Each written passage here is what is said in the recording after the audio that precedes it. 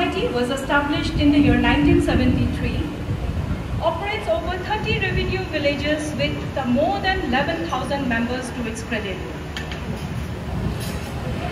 The Cooperative Society provides wide range of non-credit services to its members and the people in the vicinity, covering retailing of petroleum and consumer goods.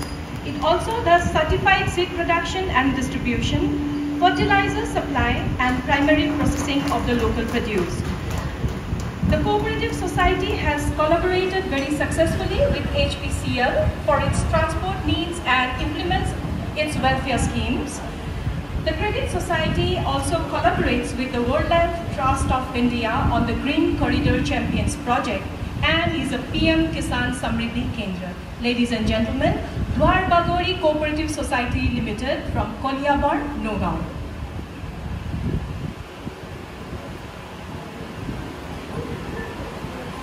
Namaskar.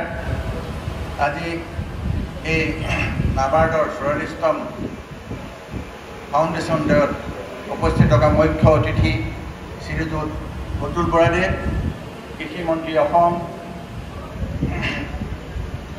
State বেংকৰ general manager, নাবাৰ্ডৰ general মেনেজাৰে আৰু ইয়াৰ উপস্থিত বিভিন্ন অঞ্চলৰ পৰা অহা আমাৰ সতীৰ্থ সমবায় সমিতিৰ বিষয়াসকল, নাবাৰ্ডৰ বিষয়াসকল,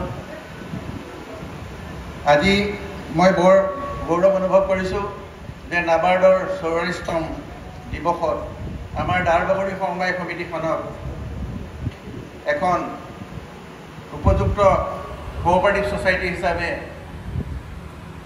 স্বীকৃতিপ্ৰাপ্ত কৰিছে। গতিকে মই আমাৰ সমিতিৰ তৰফৰ পৰা তেখেত নাবাৰ্ডলৈ কৃতজ্ঞতা জ্ঞাপন কৰিছোঁ।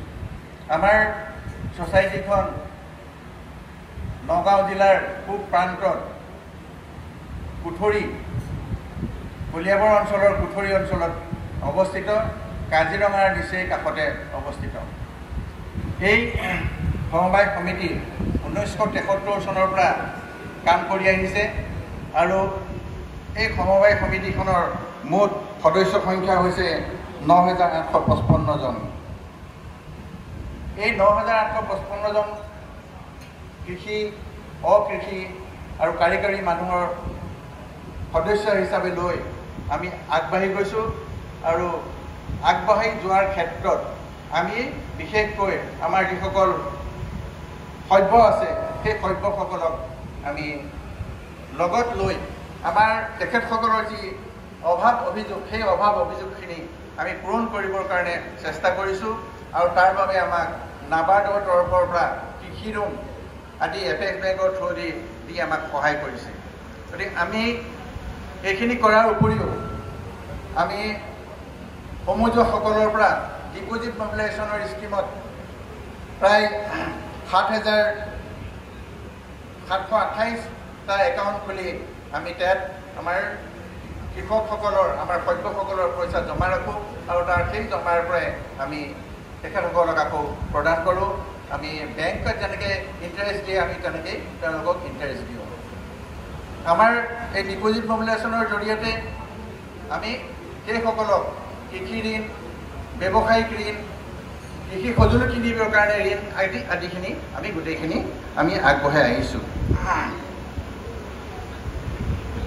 বৰ্তমান আমাৰ ছ'চাইটিখনৰ এটা পেট্ৰল পাম্প আছে। আমি সেই পেট্ৰল পাম্পটো 1995 চনত গঠন কৰিছিলোঁ।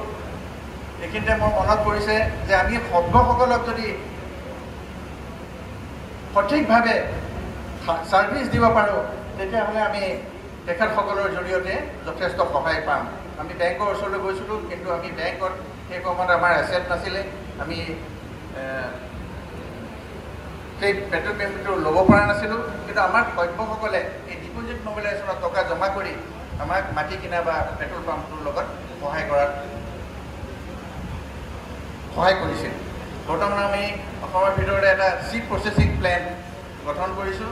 তাত আমি পিয়'ৰ চিড, যিটো এগ্ৰিকালচাৰ ইউনিভাৰ্চিটিৰ যিটো ফাউণ্ডেশ্যন আৰু বিডাৰ চিড আছে, সেইখিনি আনি আমি ফাৰ্মাৰ্ছক দিওঁ আৰু তাৰ পৰা আমি তেওঁলোকৰ পৰা সেই চিডখিনি কিনি লৈ আকৌ তাক প্ৰক্ৰিয়াকৰণ